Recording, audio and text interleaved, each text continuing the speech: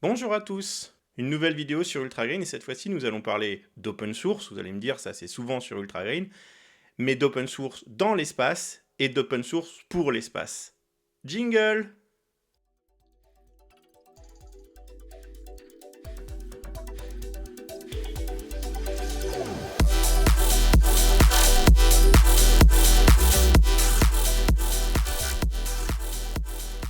Alors clairement, effectivement, hein, les débuts de l'utilisation de l'open source dans la conquête spatiale, pour le spatial, ont été très timides, mais on va voir avec cette vidéo que de ces débuts timides, on est arrivé maintenant à un pilier fondamental de l'exploration spatiale.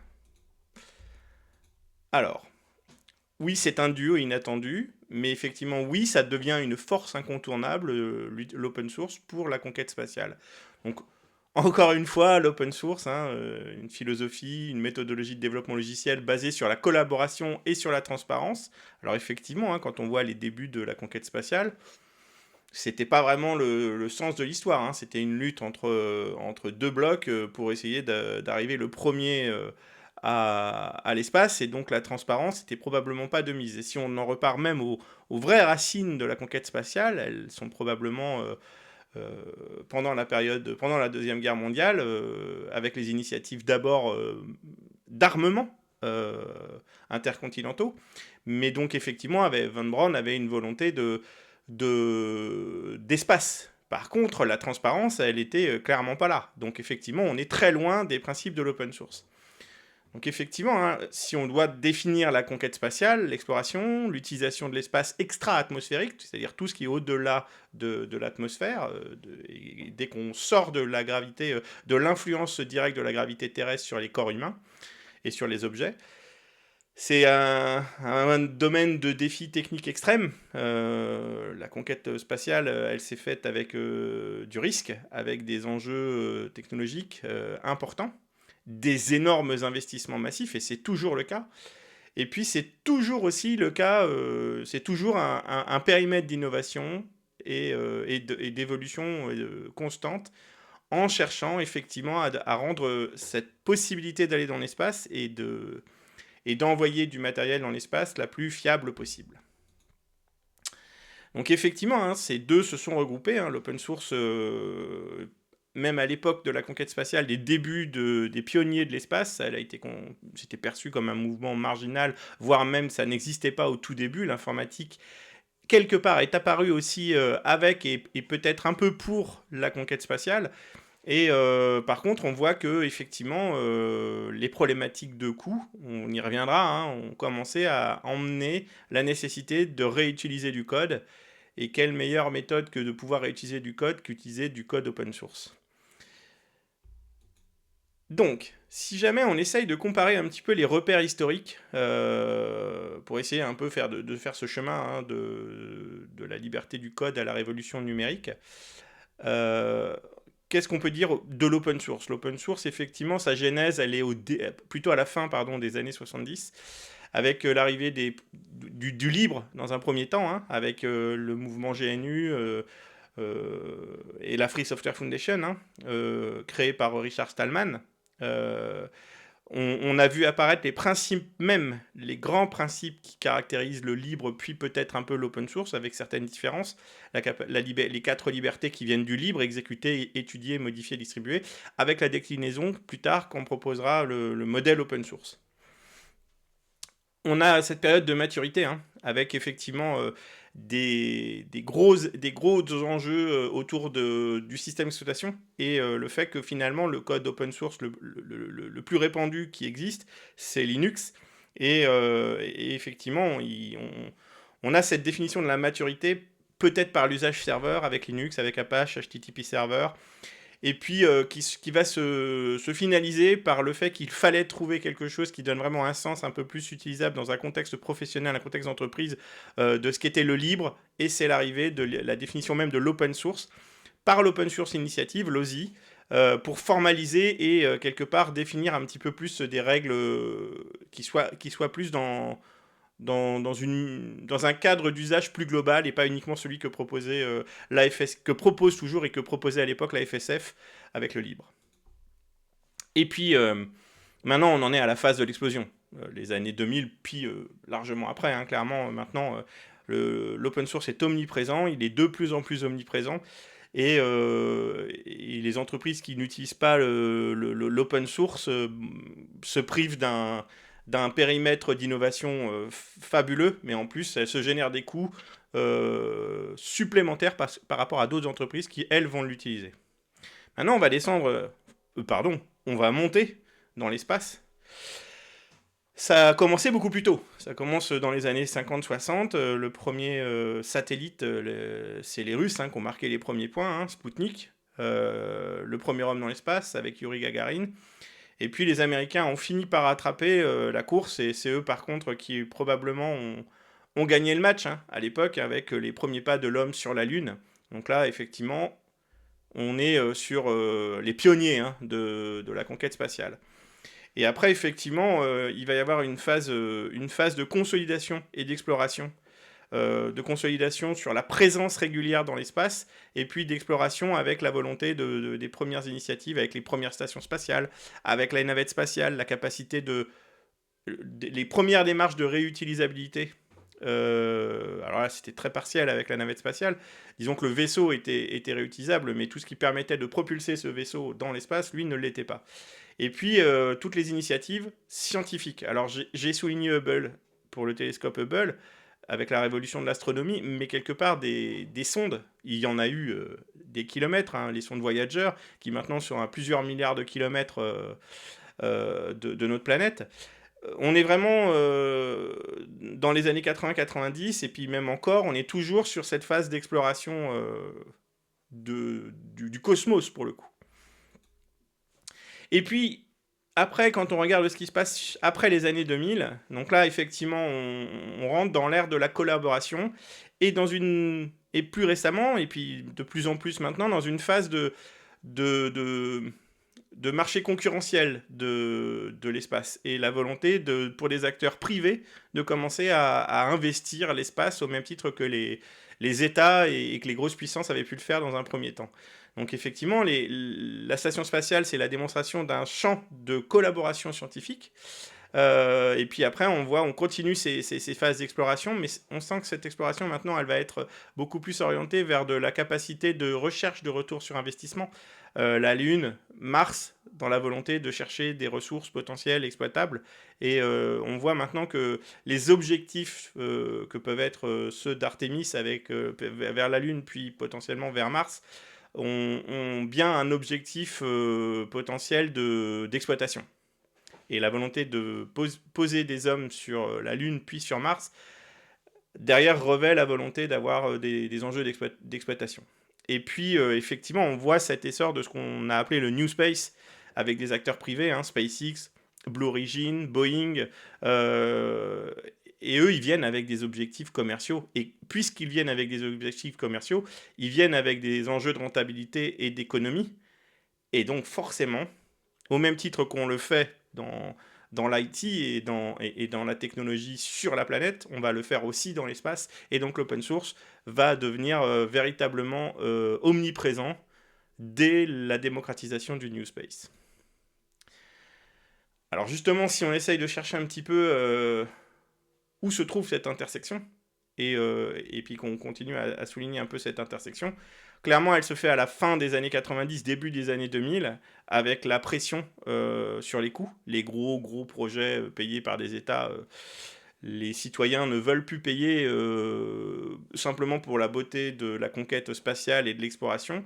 Et forcément, il va falloir chercher des alternatives économiques, et l'open source va faire partie de ces alternatives économiques.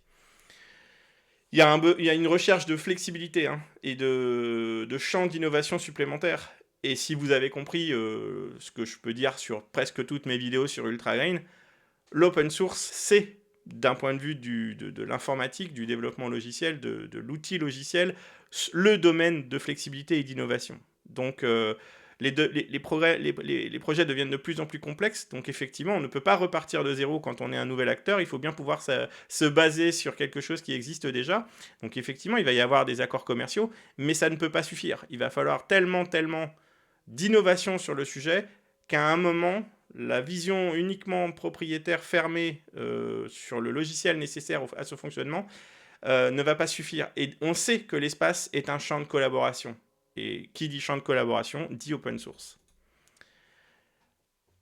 En plus, effectivement, et ça par contre c'était la condition sine qua non, il fallait effectivement que cet open source ne soit plus perçu comme quelque chose de pas fiable, de pas robuste, et finalement sa démocratisation sur Internet, même le fait que Internet repose sur ces solutions, prouve la fiabilité du code open source. Et si on doit au moins citer un projet open source qui est rapidement rentré dans l'écosystème du spatial, Linux, mais on va voir que ça ne s'arrête absolument pas là, au contraire.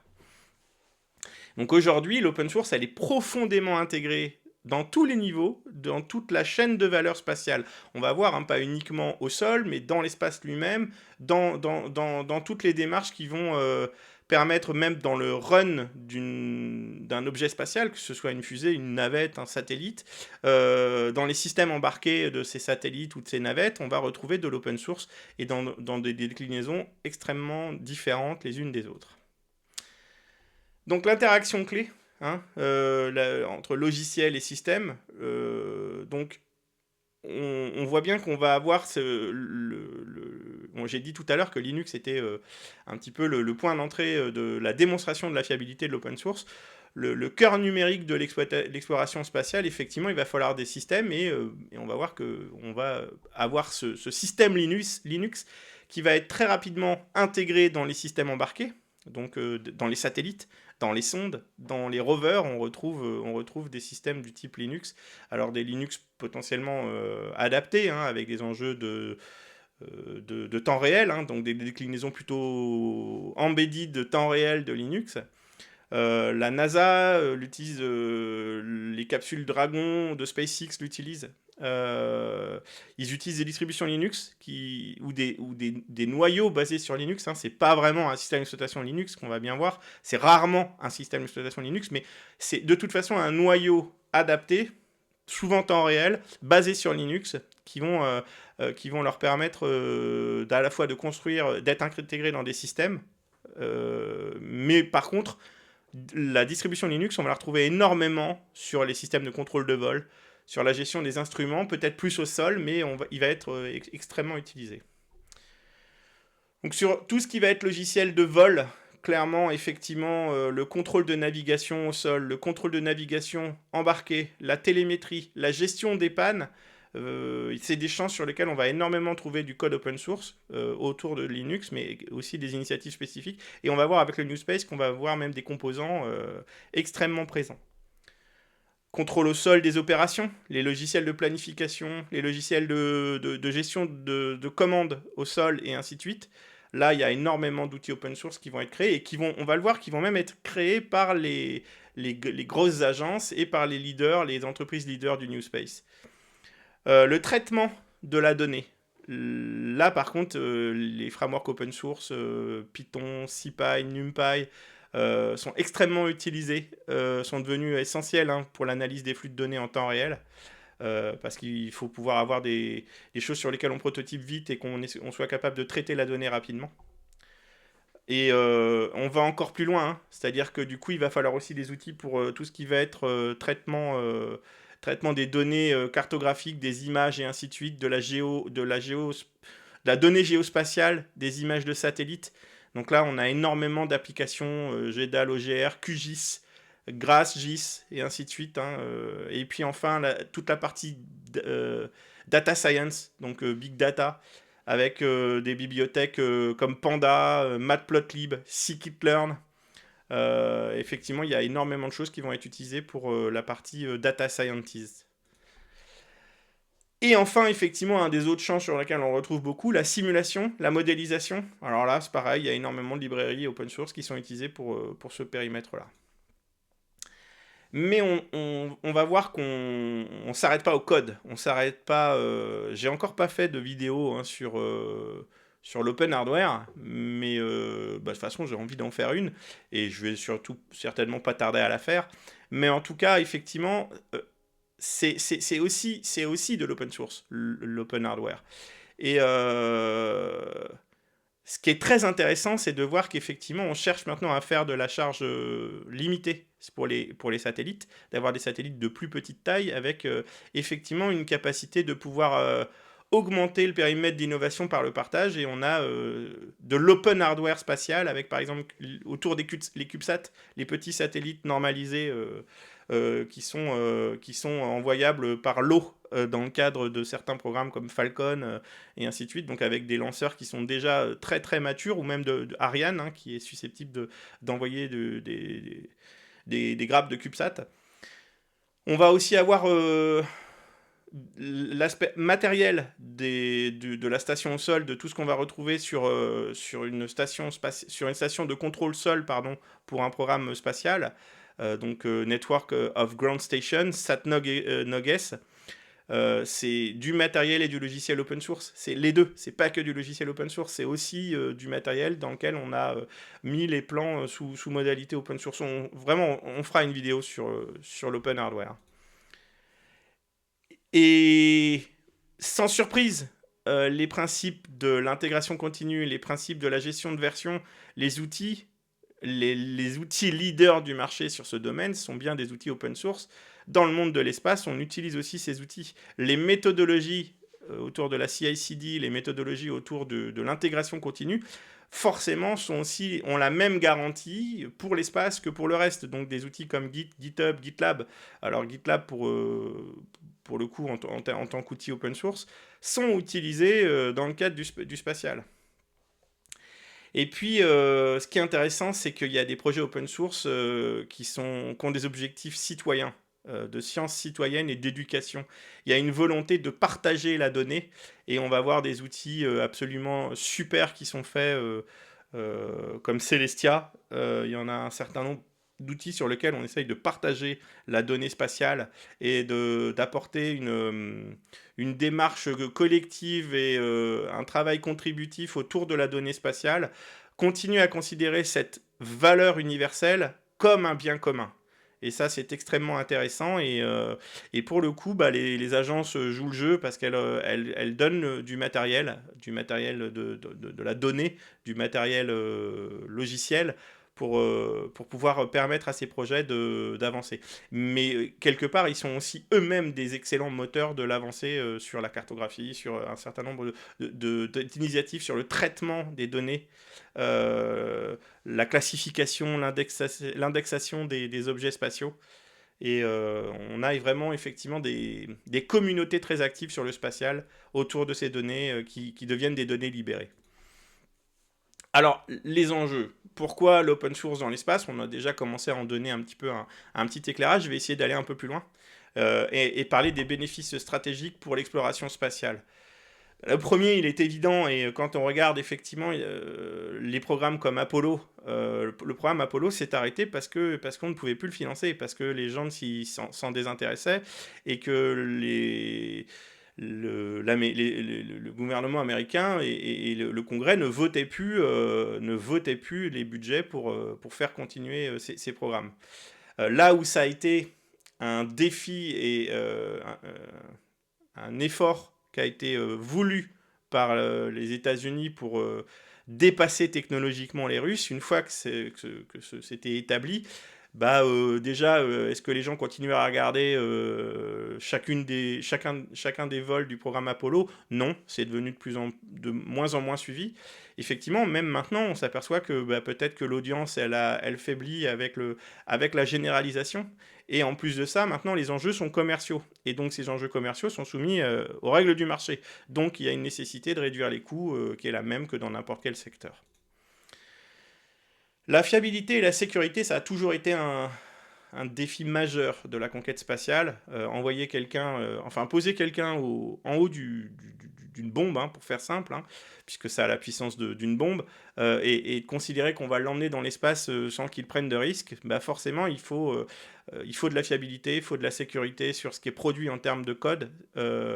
Les enjeux de fiabilité et de détection, correction des bugs pour le spatial sont absolument démentielles, et les règles de développement pour le spatial ont toujours été extrêmement strictes, plus encore que dans l'aéro, où c'est déjà avec des énormes niveaux de redondance, de contrôle, de surcontrôle, donc de contrôle consécutif en fonctionnement et même dans les phases de fabrication.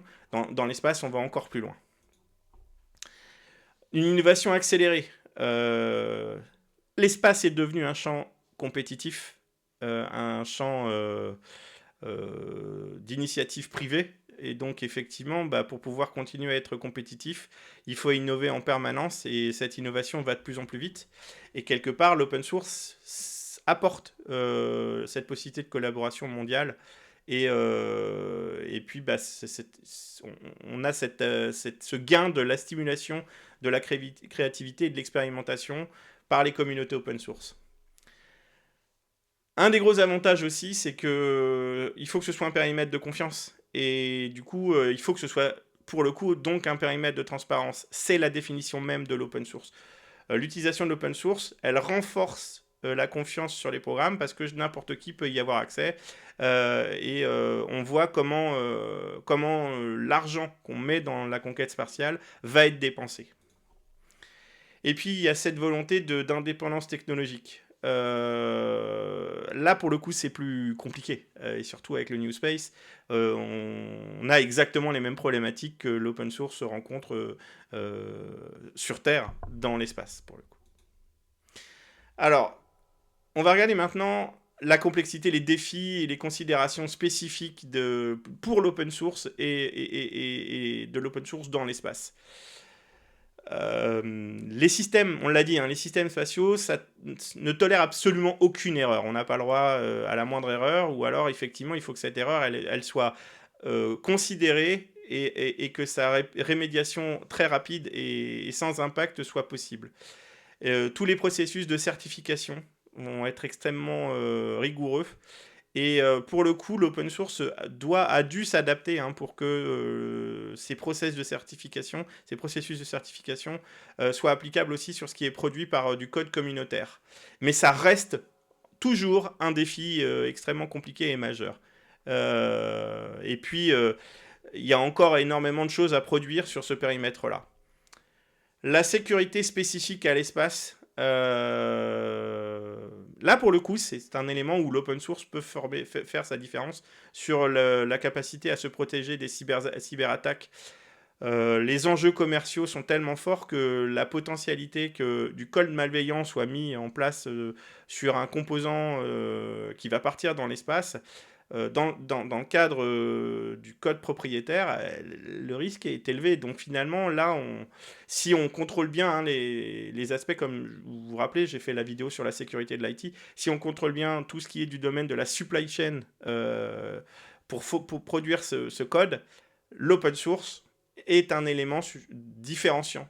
Et une des façons de répondre aux défis spécifiques de l'espace, de la conquête spatiale et des initiatives pour l'espace. Alors par contre, la maintenance à long terme, là c'est plus compliqué. Là, clairement, effectivement, on sait, l'open source, il y a énormément de projets mono-mainteneurs, il y a énormément de projets, mais du coup, il y a certains projets où il va falloir s'assurer de la pérennité dans le temps de ce code. Mais disons que pour le spatial, l'enjeu est peut-être pas si grave, parce que quoi qu'il arrive, quand on fait le choix dans un programme spatial de mettre en place telle ou telle chose, soit on l'a développé soi-même, soit du coup on récupère un projet open source, mais on n'aura aucun problème à le forker et aucun problème à garantir sa maintenabilité dans le temps. Donc finalement, pour l'espace, peut-être que la maintenabilité à long terme est peut-être moins grave que la problématique qu'on a avec l'open source d'un point de vue plus global. Alors par contre, là, les enjeux de propriété intellectuelle et les modèles commerciaux, dans le cadre du New Space, bon là, trouver l'équilibre entre l'utilisation de l'open source, le cadre d'utilisation de l'open source, et puis à partir de quand on n'est plus... clairement, les enjeux économiques pour l'espace sont tellement énormes que là, il va falloir, la gouvernance open source dans un cadre spatial, elle est probablement encore à définir. La standardisation et l'interopérabilité, par contre, là, l'open source est une vraie valeur. La capacité à faire en sorte que Et c'était des enjeux qui ont toujours eu lieu. Imaginez rien que de faire en sorte à l'époque, entre les deux puissances mondiales qui étaient les États-Unis et l'URSS de l'époque, pour fabriquer un SAS compatible pour que deux objets spatiaux puissent se rencontrer et se greffer, que les protocoles d'amarrage soient les mêmes, que les protocoles de connexion soient les mêmes.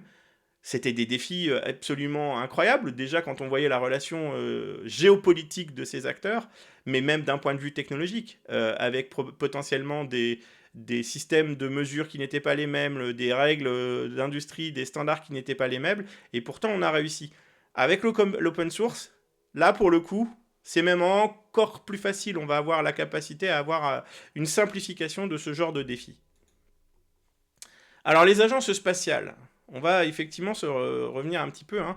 Euh, Elles produisent du code open source. Les pionniers de l'espace sont impliqués dans l'open source et finalement ils l'ont été parce que eux aussi ont été soumis à de la pression commerciale, à des enjeux économiques et ils ont commencé à se dire bah un des intérêts de l'open source, c'est la capacité à pouvoir mutualiser son effort de MCO et de MCS, de maintien en conditions opérationnelles et en maintien en conditions de sécurité, sur un groupe élargi que peut être une communauté open source. Donc ils ont rapidement utilisé Linux, ils ont rapidement monté en place des projets. Alors j'en ai nommé quelques-uns, le Jet Propulsion Laboratory, qui a utilisé Linux pour les rovers qui sont allés sur Mars, Spirit, Opportunity, Curiosity, Perseverance, et puis pour tout ce qui va être le Deep Space Network. Ils ont aussi l'Open Source Software Policy. Ils ont défini des règles de gouvernance spécifiques sur l'utilisation de l'open source. Ça veut dire qu'effectivement, ils ont bien compris la nécessité d'utiliser du code open source, mais ils ont défini des règles spécifiques sur son usage. C'était probablement indispensable qu'ils fassent cette démarche-là. L'Agence spatiale européenne, elle aussi, hein, elle a produit et elle fournit du code open source et elle en utilise. Par exemple, Copernicus, le programme d'observation de la Terre par l'Union européenne, géré par l'Agence spatiale européenne, fournit des données. Donc on voit que là, il y a des volontés c'est ce que j'expliquais tout à l'heure, hein, de fournir de la matière, de la donnée spatiale et de la mettre à disposition. Et pour ça, effectivement, ils le font dans le cadre d'une mise à disposition sur des principes open source. Et l'ESA aussi a une stratégie open source. On va voir effectivement que toutes les agences spatiales, elles ont construit de la gouvernance open source peut-être plus rapidement que la moyenne parce que c'était la condition indispensable pour pouvoir l'utiliser sereinement. Le CNES aussi, le Centre national d'études spatiales, donc là je suis parti des États-Unis pour arriver jusqu'à la France, utilise Linux évidemment, mais sans surprise, mais par contre fournit aussi du code open source. Je pense par exemple à Orekit, tout ce qui va être outils pour aider au calcul des orbites. Tout ça c'est de la matière open source. On va continuer un petit peu hein, sur les projets et les initiatives, et puis on va regarder, j'en ai déjà un peu parlé, tout ce qui va être autour des initiatives de normalisation des satellites légers, CubeSat, SmallSat. Donc il y a énormément de missions CubeSat qui sont basées sur des infrastructures, des architectures, pardon, entièrement open source, et même du coup open hardware. Et je pense par exemple à LibreSpace Foundation, SatNoges, et quelque part c'est intéressant de se dire que ça démocratise l'accès à l'espace et ça ramène à un champ concurrentiel, mais pas qu'un champ concurrentiel par des entreprises, mais aussi par les universités. Et quand on voit ce qui se passe dans l'espace avec les constellations comme Starlink, où on en est quand même arrivé, il faut quand même à se dire que Starlink, c'est pratiquement les 2 tiers des satellites qui sont présents, actifs, qui sont présents dans le ciel actuellement, sont des satellites qui appartiennent à la société d'Elon Musk, Starlink. Et il a des objectifs d'aller beaucoup plus loin. Est-ce que c'est vraiment ça qu'on veut dans notre ciel ? Probablement pas. Et peut-être qu'il va falloir travailler à la mutualisation des rôles sur les satellites pour éviter d'en arriver à la catastrophe que pourrait être un syndrome de Kessler et le fait qu'on ne soit plus capable d'aller dans l'espace à cause à cause d'une réaction en chaîne sur les collisions de satellites potentiels. Donc il est indispensable qu'on ait justement une démocratisation de l'accès à l'espace, pas pour remettre beaucoup plus de satellites, peut-être pour en mettre de façon plus collaborative et éviter les hégémonies spatiales telles que Starlink est en train de se positionner. Alors j'ai parlé tout à l'heure de Copernicus, hein, effectivement, l'ouverture des données spatiales. Il faut que la donnée et que tout ce qui est du domaine de la découverte spatiale reste un bien commun, un commun universel pour le coup, un commun numérique, comme beaucoup aiment bien l'appeler. J'aime bien cette façon de nommer les choses, un commun numérique et surtout un commun universel.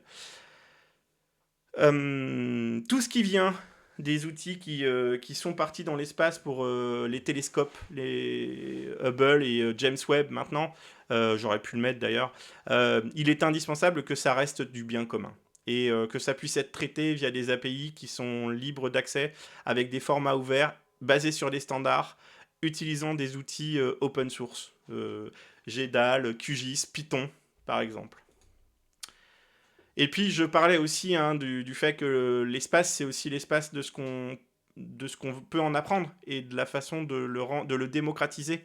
Donc effectivement, les bibliothèques Java pour le calcul d'orbite, qui peuvent être utilisées d'un point de vue universitaire et par les petites entreprises. Mais je voulais surtout aussi parler de Celestia, qui est quelque part un petit peu une porte ouverte vers l'espace pour les gens qui s'y intéressent.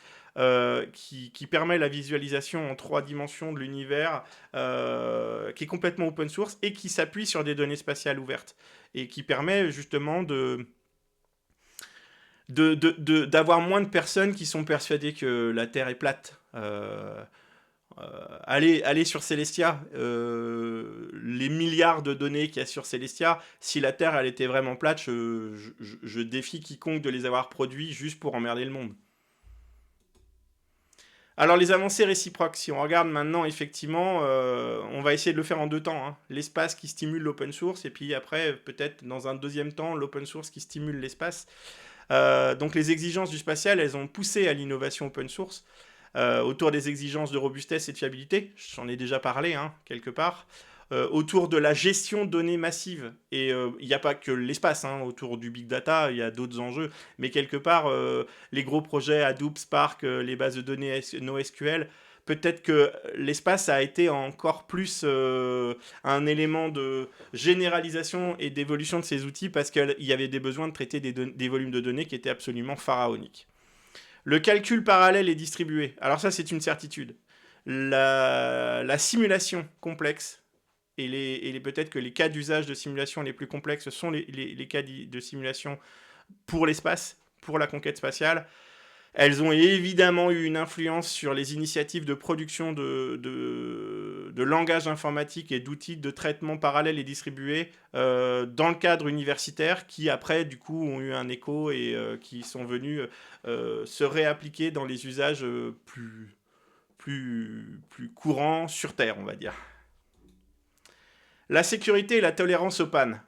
Alors là, il y a peut-être encore moins de doutes, hein. Clairement, je vous l'ai dit, là où il y a le plus de redondance des tests et de profondeur de contrôle, c'est dans le cadre du spatial. Quand on regarde même en termes de matériel, ce qui va partir dans l'espace, si vous achetez un ordinateur, un processeur sur un wafer donné, il va y avoir beaucoup d'éléments de ce wafer qui vont être jetés, qui ne deviendront jamais des processeurs ou des GPU ou des CPU. Quand vous allez dans le militaire ou le spatial, sur un wafer, s'il en reste des fois 2 ou 1, bah, c'est possible au regard de la batterie de test. Donc là, on regarde d'un point de vue open hardware, mais même d'un point de vue open source logiciel pour le coup. L'évolution en termes de test, de profondeur de test, de façon de développer, de construction des langages pour qu'on ait le maximum de fiabilité. Je parlais de Rust par exemple. Probablement il n'y aurait pas de Rust s'il n'y avait pas eu d'autres langages avant ces langages, et une partie de ces langages ont été justifiés par la conquête spatiale. J'ai aussi fait une vidéo sur les femmes dans la tech, et on s'aperçoit que dans les grandes pionnières de l'informatique, et je parle des pionnières de l'informatique parce qu'en fait ce sont les vraies pionnières, autant pour les hommes que pour les femmes, elles ont été des pionnières dans les périmètres proches du spatial, et les langages informatiques ont largement été influencés par le spatial ou le militaire. La standardisation. Bah, évidemment, hein, tous les enjeux de standardisation, je parlais tout à l'heure de la capacité à pouvoir avoir des accords communs juste pour une jonction spatiale ou des choses comme ça.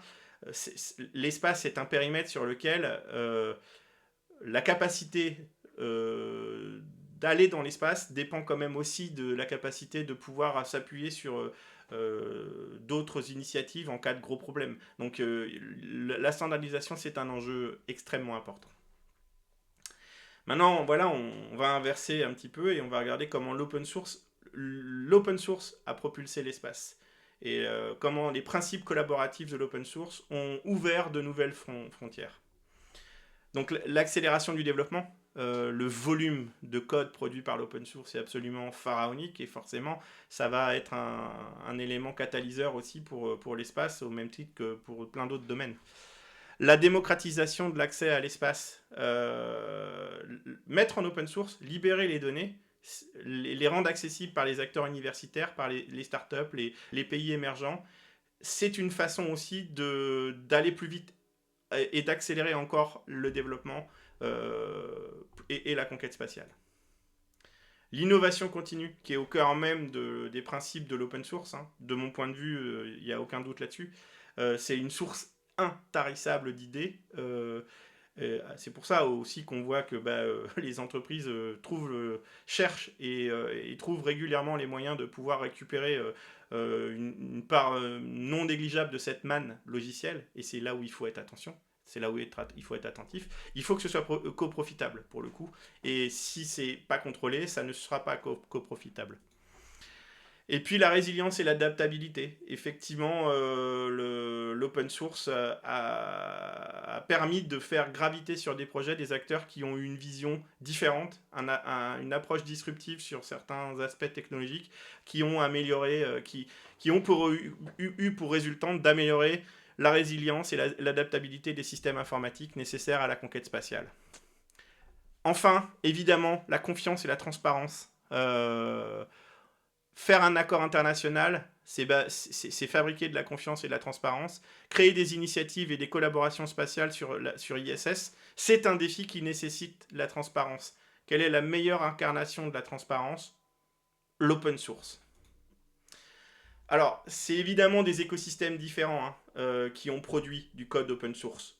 On l'a vu, ça peut être les grosses agences. On voit par exemple des initiatives comme CFS, F', OpenCMT, OpenSatKit qui permet justement de faire du satellite et du CubeSat ou du SmallSat.